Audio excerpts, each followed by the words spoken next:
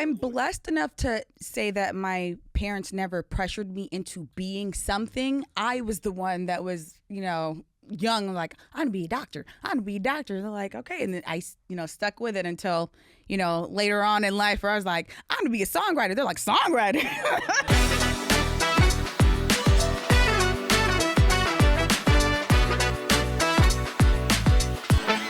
Yo, this is the Inflection Collective. All of us are connected, reflective, real life perspective, respected. The banter, the chit chat, no cap is big facts. So kick back. This here is done there, been there. All right, we're back for another episode. I guess if you're continuing to watch, we're doing something right. I think so. We're here. It's the Done There, Been That podcast. I'm your host, Mike Hill. This is my man. Ephraim Salam, thank you guys for joining us. Happy that you're subscribing, you're liking. Just know we're doing this for you. Yes. Not us. Yes. You. We're talking about the things we've gone through, the things we've seen, and trying to help other people out. And then we bring on special guests to do that as well. And today we got a very special guest. Okay. Very lovely young lady, beautiful young lady, very talented. She's an entertainer. She's an influencer. She's a singer. She's an actress. She CEO boss. CEO boss from Nigeria. I'm pretty sure she makes some good jollof. Hey, sure. Niger know the carry last, as they say. Ooh. Yeah. I always got to represent. Hold on. Wait a minute. Slow down now. Oh, my God. I can only take so much. Here we go. It only takes so much. It is Lisa Yaro hanging out with us here on the Done There, Been That podcast. What's up? Hi, how are you guys doing? We're great. How are you doing? I'm blessed. Thank you for having me, first of all. Thank you It for is our pleasure. allowing us to course. to have you and be a part of this journey with us. Yeah, definitely. Nigeria. Tell us about Nigeria. Like, what was your experience like growing up there and then coming to the States? So it was a very interesting experience, to say the least, because, growing up there, partly raised and coming to the States, almost 10 years old, it was a shock in the sense of, no one spoke the language that I spoke. Going up to people, I'm like, Sanuya dead. And they're like, you're in America, speak English. I'm like, whoa, okay. I'm like, hi, nice to meet you. My name's Lisa. Like having to adjust. And it was interesting. I will definitely say we weren't as accepted, back then growing up. What part of the States did you move to first? Lakewood, Long Beach area. Okay. Long Beach. Yeah, Okay. Long Okay. Beach. LBC. Whoop, whoop. Yeah, definitely. So, and funny enough, I grew up next to Warren G. Oh, really? Yeah, yes, Okay. and his niece. So that was an interesting experience, like living in Lakewood, Long Beach area, and then, transitioning from Nigeria, not knowing people, but, adjusting. So that's all life is adjusting. Like, what was the biggest thing? The language barrier, of course. Yeah. But in terms of stepping into school, right? Like 10, 11 years old, that could be overwhelming. What were some of the things that, made you feel out of it? Kids could be mean, right? But was there a person or a friend that you met that helped ease that transition for you? I mean, I spoke English, so it wasn't, I wasn't like fresh off the boat, but, I understand the question. Yeah. I will say that, finding like-minded people, people who are from other countries as well, tend to find a connection and resonate with you on, how it's like to be in a country that you're just acclimating to. So definitely, I had friends who were from different ethnicities, different backgrounds, and we just kind of band together, And obviously you have a gift. I mean, you're very talented. Thank you. Did you know about this gift early on? Is this something that came later on in life? When did you first know that, okay, entertainment is like, it's kind of my bag? So funny enough, when I was younger, I used to always walk around with a poetry book. So I used to write poems and like haikus, and I was the theater kid, but I was the athlete as well, and the book nerd, so I was like very good in school. What kind of sports did you play? I did track, I did basketball, I did volleyball. Okay. Yeah. Oh, she could run. Hold on, lace up. You did them, but were you good at them? Like, I was really good at them. Okay. Absolutely. You feel that Okay, side? so hold on. My dad ran in the Olympics for Nigeria. He was a track runner, so wow. it kind of runs in our There you go. family, right? DNA. Exactly. DNA. It's in me. It's Okay. in me. Yeah, definitely. So, I always would walk around with a poetry book. I knew I wanted to be a doctor growing up, but I also, knew that I loved writing. And then I started realizing, I was like, hey, these songs on the radio, I was like, this is just lyrics. So putting melody to the lyrics. And I was like, oh, wait, I could do this. Okay. Of course, your family's like, doctor or lawyer, pick one. Period. You already knew I was going there. Wait, I was going there. That's what every time you hear somebody from Africa, West Africa, it's like, what are you doing? Yes. Why Are you a doctor? Are you a lawyer? doctor? Like, hey, So did you have those even though your dad was an Olympian himself, did he kind of steer you towards something that was stable, like being a doctor or a lawyer? I'm blessed enough to say that my parents never pressured me into being something. I was the one that was, young, like, I'm gonna be a doctor. I'm gonna be a doctor. And they're like, okay. And then I, stuck with it until, later on in life where I was like, I'm gonna be a songwriter. They're like, songwriter? Wait. Time Like, out. Right. where was this shift at? Yeah. But no, they're very supportive. You mentioned athletics. At one point, you're a dynamic athlete. Did you see that as your path, right? Whatever that would, whether it be track, whether it be basketball, did you see that as, kind of following in your father's footsteps? Absolutely. I will say, because my passion for sports, I love it. And, I grew up around it. It's what I knew, what I loved. I definitely will say volleyball. I was supposed to play overseas. I ended up tearing my ACL and shattering my meniscus. Ooh. Yes. At the same time? Yeah. And not even at the same time, on tape.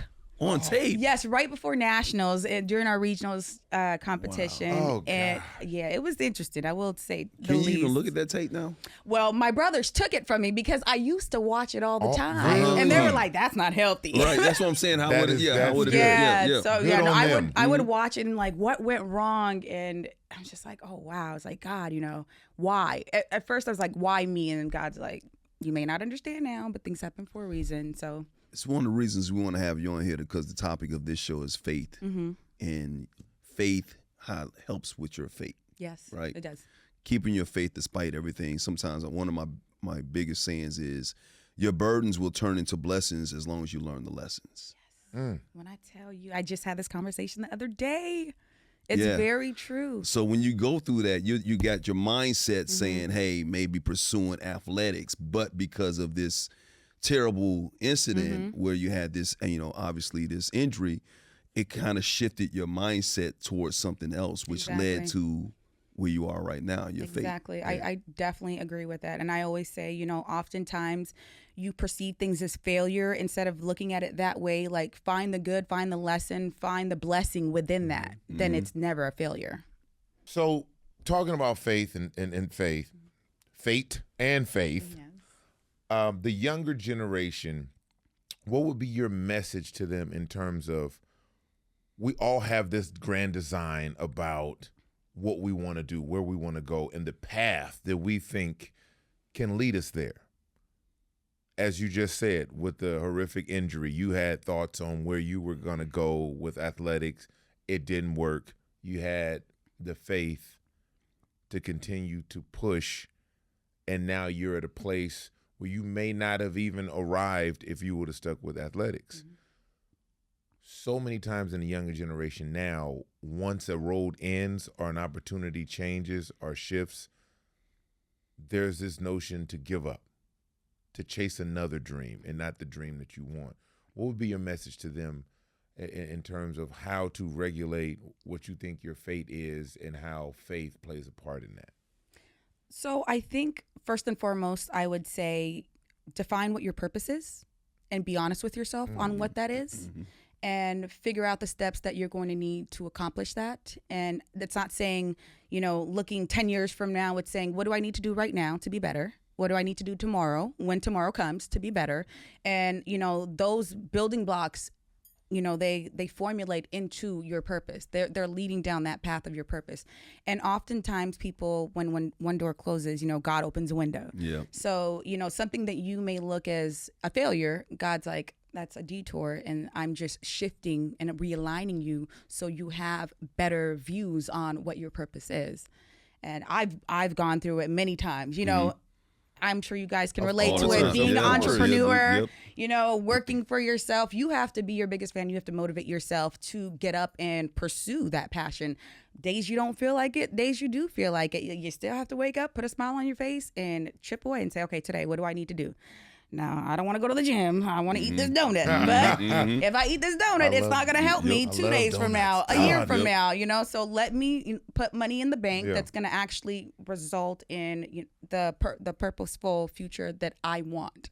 So I just tell them, you know, stick to the path. You know, in life, it's all a race, and you're in your own lane. And oftentimes people are so consumed with trying to be in someone else's lane and saying, well, God, you know, why does their house look bigger? Why does this happen? And why are they getting their blessings now? And God's like, you have no idea. If you stay the course, stay focused, what I have for you exceeds what you are seeing. And if you keep looking to the left and the right, you're never going to finish that race because you're always worried about what the next person is doing. Just stay the course, stay focused. And to that point, with social media the way it is now, Oh, yeah. right? Like, how do you navigate that? Because social media can have you thinking a whole nother way. Like you watching other people and you're like, oh, I knew her. We came up together. Now she's doing this. And in reality, most of what you see on social media, I've seen it firsthand. right, it is already. It's a facade. It's a facade. It's a facade. It really is. And I think social media is a blessing and a curse. It's a blessing because you're able to use that platform to propel yourself in your career and whatever your purpose is. It's a curse to those who are not grounded in who they are and are not aware that, you know, what people show are the highlight reels of their life. People don't show, you know, the downs, you know, they don't show the failures, they don't show the sadness. A lot of people want to put that best foot forward to impress other, keeping up with the Joneses, right? Right. And for me, I look at social media and I take it like a grain of salt because I'm like, yeah, you know, some people are on there. Oh, I'm so happy. Oh, this is great. And it's like, if that's true, I'm happy for you. Perfect, right? But Lord knows what's happening behind closed doors, you know? So make sure you're focused on what you're doing and you're not consumed with, oh man, this person just got a Grammy. This person just got this. Like, where am I? Now you're taking the focus off of what you need to do. And now you're, you know, deterring your progress. So, I'm tracking with your sister. I'm the same way when it comes to that. I've always said that as a public figure, as a so-called entertainer or whatnot, I think it's our responsibility if we're going to be on social media. If we're going to endorse certain great things about life, hey, I'm wearing these type of shoes, I'm wearing these clothes, I got this kind of chain on or whatever, you can also endorse things that make sense. Yes. It's going to help better your community. Exactly. And that's one of the reasons why I go on there and I talk about mental health. I talk about the ups that. and the downs of my life. How important do you believe it is for public figures to share a little bit more of that? And still, I think there's a fine line we get because I've been told, hey, don't put too much on there. You still got to put a perception out there. People don't want to hear your bad news all the time. So there has to be a balance. Yeah, I agree. But I believe it is important that we show true to life, hey, we're human just like everybody else. Yeah.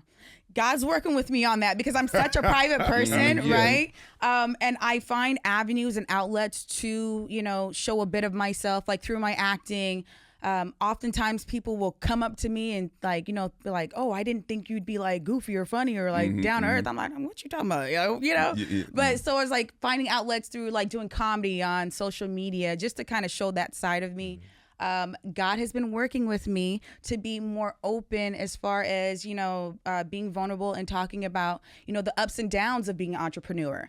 Because a lot of people will see and they're like, oh man, things are great. And I'm like, hey, Jesus, how about? I was like, you know, they're great by God's grace, but you don't see, you know, the opportunities that at one point I saw were failures, but have, you know, pulled the lessons out of them. But you don't see the things I had to do to pull myself out of certain situations that I anticipated one way. And God said, no, sweetheart, it's this way, you know? And it's like, oh, okay. I've learned not to question God.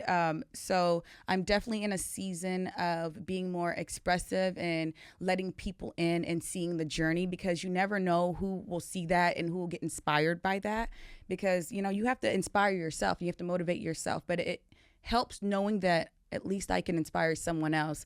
Like, we can inspire each other. Hold me accountable. Right. I need it, So And that's what I was talking about. I think the failures are more important sometimes than the success. Oh, absolutely. And to show the failures, to let people know, hey man, like we was in here talking with Hebrew on another episode, the artist named Hebrew Brentley, and he was talking about what people see are the success stories. They don't see how many times he balled up a painting or whatever, and things just didn't work out for him or whatever. And I think it's important for us to actually show, hey, this is what I've gone through to get here. Yeah. This is the lesson I learned from that. I talked about when I lost my job in Dallas and how that happened and what kind of depression it put me in, but it was the best thing that ever happened to me. And you couldn't see it at the moment, and but God, I couldn't, like, God, what are you doing? I'm like asking God, do you want me to do something else? So to my point, when you go through these circumstances, the difficult times, and your faith is tested, how do you maintain that the strength, I should say, to keep going, even though all avenues and all the signs are pointing towards, hey, you might need to shift gears. But when you feel it in your gut and you know that there's something that's more that God wants you to have, how do you keep that pursuit going? Two things: prayer and worship. Those are the two things. I pray all the time. I thank God, whether I see the blessing in front of me or not. I claim it as it is because God has already made it possible for me. He's just setting up the steps to get there. So I'm like, thank you, Lord, for the blessings. Thank you, Lord, for what you're doing in my life. Thank you, Lord, for what you're about to do in my life that I have no idea about. Worship, I'll be in my car singing my little heart out, So it's always good to keep yourself in that space and have those vulnerable moments with God, because like, as cliche as it sounds, it really does make a difference. It really does, for your mental, your subconscious, and power of the tongue. Be very mindful of what you speak into your life. And negative and positive. Yes, negative and positive. And just holding yourself accountable to saying, where I'm not at is not where I'm going to be. So I'm in a season of change. Yes. That's all it is. I'm in a season of change. Good or bad, I'm in a season of change. For better, I'm in a season of change. That's great because, like, when you talk about faith, it's the belief in the unseen. Yes. Right? Yes. And in a time and in a society where everything is seen, we just talked about social media, all the streaming networks. You have access, you're inundated with images and information. And so this notion of having faith and believing in something that you can't see, right? Whether it's, believing in God, opportunities, whatever these things are, so many people struggle with this notion of faith because they want to see it. They want it now. I want it to be tangible. Yeah. Right? And just navigating and talking to people, when we talk about mental health and we talk about faith, and, they tie in, because here you are, you can be, whether it be depression, OCD, whatever those things are, sometimes you can feel lost. Yeah. Right? Like, I remember in 2020 when that hit in the pandemic, and then George Floyd, anxiety. I was hit with anxiety, and I was like, "Oh God, this is over." Yeah. Right? My wife was like, "Relax, you're having a panic attack." I had never had it before. Oh, okay. Ever. I never had anxiety like at that level or anything, so I didn't know what was going on. Right. I was like, "Oh, it's over." Like I'm always the guy, light at the end of the tunnel. Yeah. I've always had faith. I've always believed in a higher power and believed in myself, and we slam into 2020 the way we did, and it was just like, oh, this is dark. Yeah. Right? And I was open, and I shared, and I talked about it, and it helps you refocus, right? Don't hold it in. Absolutely. Like, are there times where, when we talk about mental health, there's a broad range of them? Is there a time in your life where you felt that you had to deal with mental health? Full transparency, I'm blessed to say no, only because my source of strength comes from God. Oh, that's great. My That's world could be on fire, and I will still find happiness, peace, and joy with God. There you go. And I think, like, that's my wish for everyone, to have that strong of a connection with God to know that I could have been fired from my job. I could have lost my house. I could have, I could have lost all my money. But I'm happy because God, you must have something better in store for me. Like you are working and turning the chapter for me. And, I think what I combat depression or mental health with is staying rooted with family. I'm very big on family. My family and I talk every single day. My mom's one of my best friends, and people are like, your mom? I was like, yeah, my mom's one of my best friends. Prayer, just finding joy and peace in God really helps to combat that. And I know it's easier said than done, but it's kind of like going to the gym. Like, it's an everyday thing. You have to work on it every single day, because what happens if you don't use it, you lose it, So just trying to, again, focus on one day, focus on today. I'm not worried about tomorrow. Like, I don't even want to think about what tomorrow is bringing. I have my to-do list for today. Yeah. And, it starts with praising God and thanking him for where I'm at, and working my way down there. So I definitely also find stability in, having a core group of friends that you can, talk to if you have frustrating moments, some like a sound mind, sound ears, like a peaceful, safe space. Yeah. Every day is an opportunity. Everyone isn't your friend. Now let's we have acquaintances. They can break bread with you, friends. Drink with you. Yes. They can laugh with you. Can't stand your ass behind your back. Are they pulling you closer to God? That's the first question I ask. Part of your purpose. Are they pulling you closer to God? And it's important because, like I said, I'm going through a transition myself where it comes and I ask God for discernment. And then there have been people who have been in my life for the last 5 or 6 years that I thought were really close. Maybe they could be lifetime friends. And I realized you're not going with me into the next phase of my life, because God is elevating me on a different level. Doesn't mean I don't like you. I can still associate with you, but I don't have to give you the access that I used to give you because you're not serving my purpose. You're not aligned with me right now. And that's so important. It's a blessing, and everything's a blessing. Like, even if you don't get things, and I'm 54 years old, and I'm making transitions in my career, and I'm starting to do other things, and I don't see it happening right away. But the faith that I have is that knowing that, okay, the seed has been planted. Exactly. And when the seed has been planted, you don't see the seed growing and taking root. And so sometimes the seed has to grow down. The root has to grow down to become stronger before it actually sprouts up. And the stronger, the further it goes down, that root spreads, the stronger the plant will be. So I know that I'm nurturing the soil. I know I'm doing everything I need to do to make sure that when that harvest does come, that I'm going to get a bountiful harvest. So even if I don't see it, I know it's going to come. I think oftentimes we're so impatient with God when we don't see things happen on our timeline. And we have to constantly, and I say we because me too, we have to constantly, exactly. I mean, we're all sinners. We're born in the world of sin. No one's perfect. Perfection does not exist. Lord, where that, cuz? Where that look? Lord, where that, God? Exactly. Like, why me? What's going on? And God's like, you just planted this seed. Keep watering it. Just like a plant. You have to keep watering it. Keep at it. And your harvest is going to come. And it's going to be more than you ever imagined. So... Wow, it's amazing you got that faith, and you talked about your family. So we have a segment called Unfiltered. You've been unfiltered so far. You've been saying exactly what's been on your mind, so I appreciate that. It's been amazing. It's the Done There Been That podcast. Is there something, a moment in your life that was life-altering, that was life-changing, that kind of gives you the perspective, the thought process, the mindset that you have right now, where you've done there and you've been that? I will say I feel like the free spirit that have lived many lives, right? And I'm the youngest and the only girl. So one would expect like, how many brothers? 3 brothers. Yes. But I was like the tomboy growing up, But like big brothers, strong brothers, like. Like they'll who's messing with you? Burn the whole building down. Yeah, as they should. Exactly. And like we're all like really good friends. So, growing up, you and your siblings don't really get along. But for me, I will definitely say I have lived many lives in the sense of I knew my purpose. I think when the trajectory for me was when I did tear my ACL, I was like, okay, new game plan. What is it, Lord?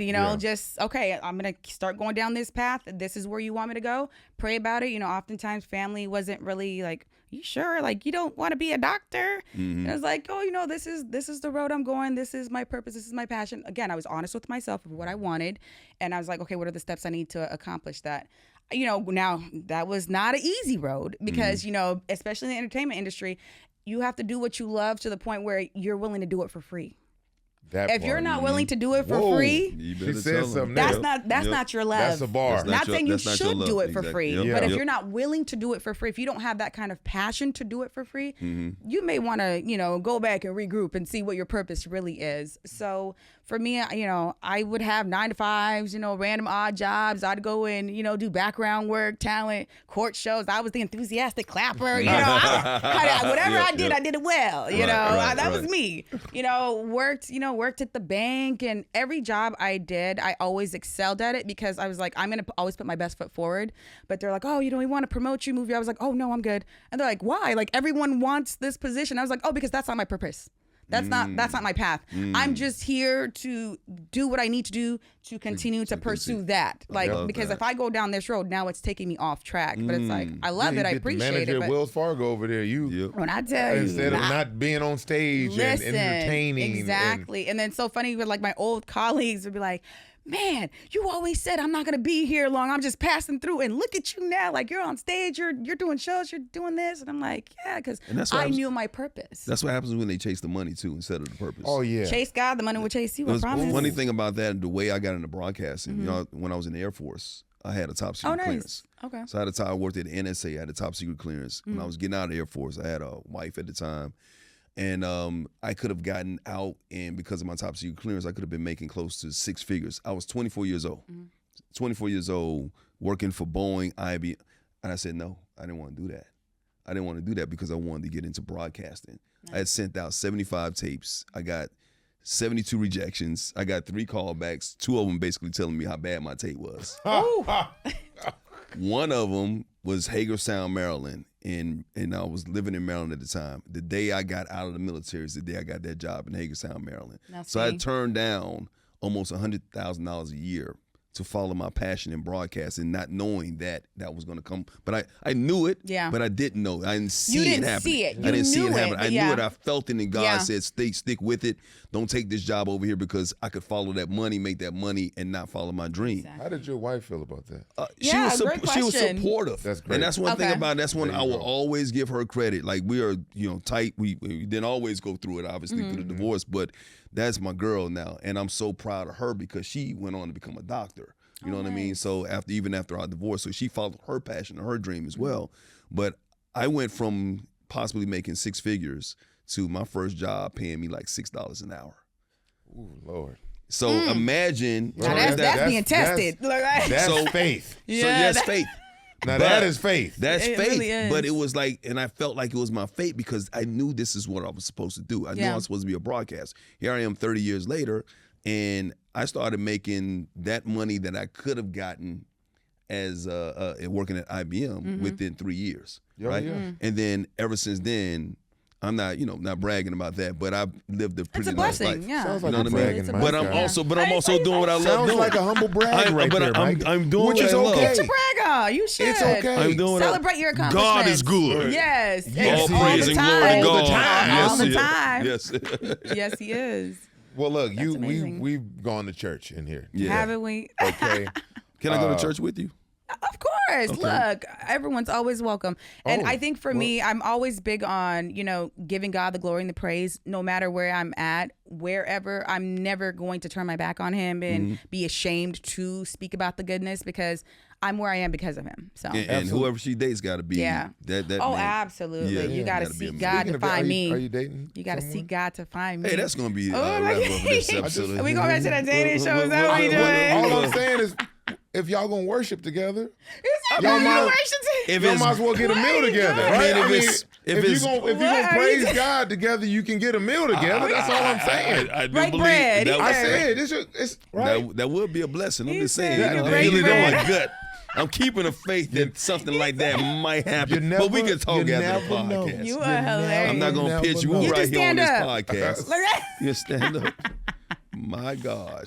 Oh, I'm sorry. God is I'm good. No, all the time. Okay. No, but What's next for you, Lisa? Where can we find you? So, funny enough, a movie that I was in, it just came out via Lionsgate. It's called Running on Empty. Okay. And it's in theaters, and it's also on streaming platforms now. My character Zamora. You guys should check her out. Very funny, very hilarious. Mm-hmm.